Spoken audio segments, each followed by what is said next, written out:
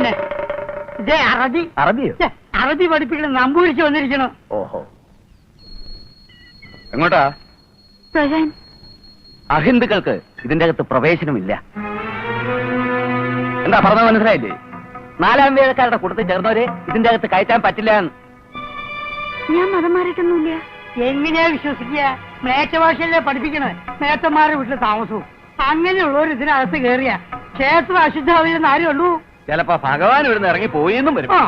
ഇത് വിശ്വാസികളായ ഹിന്ദുക്കൾക്ക് തൊഴാനുള്ള സ്ഥലമാണ്. ഇതിനകം അശുദ്ധമാക്കാൻ സമ്മതിക്കില്ല. ആരായി ഹിന്ദു? ഏത് പുരാണത്തിലാ ഹിന്ദു എന്ന് പറഞ്ഞിട്ടുള്ളത്? മഹാഭാരതത്തിലോ രാമായണത്തിലോ അതോ ഉപനിഷത്തുകളിലോ? ഏത് ഗ്രന്ഥത്തിലാ ഹിന്ദു എന്ന് എഴുതിയിട്ടുള്ളത്?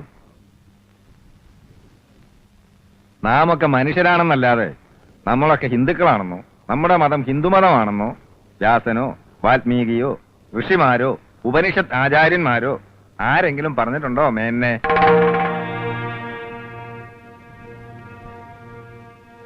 സിന്ധു നദിയുടെ തീരത്ത് താമസിക്കുന്ന ആൾക്കാരെ അൽ ഹിന്ദ് എന്ന് ആദ്യം വിളിച്ചത് പേർഷ്യക്കാരാ. അത് ഇവിടുത്തെ ക്ഷത്രിയനെയോ ബ്രാഹ്മണനെയോ വൈശ്യനെയോ ശൂദ്രനെയോ കണ്ടോണ്ടല്ല. നായരെയും നമ്പൂരിയെയും മേനോനെയും ഭട്ടരെയും കണ്ടുകൊണ്ടുമല്ല.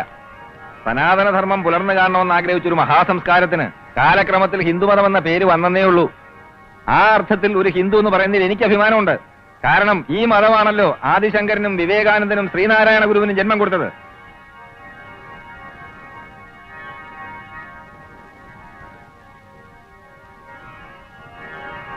ജീവിക്കാൻ വേണ്ടി ഒരു ഭാഷ പഠിച്ചുകൊണ്ട് ഹിന്ദുത്വമാകെ തകരുമെന്ന് പറയാനും ഒരു മുസൽമാന്റെ വീട്ടിൽ താമസിച്ചുകൊണ്ട് വിശ്വാസമാകെ അശുദ്ധമാകുമെന്ന് പറയാനും ഈശ്വരനെ കൂട്ടുപിടിക്കണ്ട. ഈശ്വരൻ അങ്ങനെ ഏതെങ്കിലും ഒരു സ്ഥലത്ത് സ്ഥിരമായി വീട് കെട്ടി താമസിക്കുന്ന ആളുമല്ല.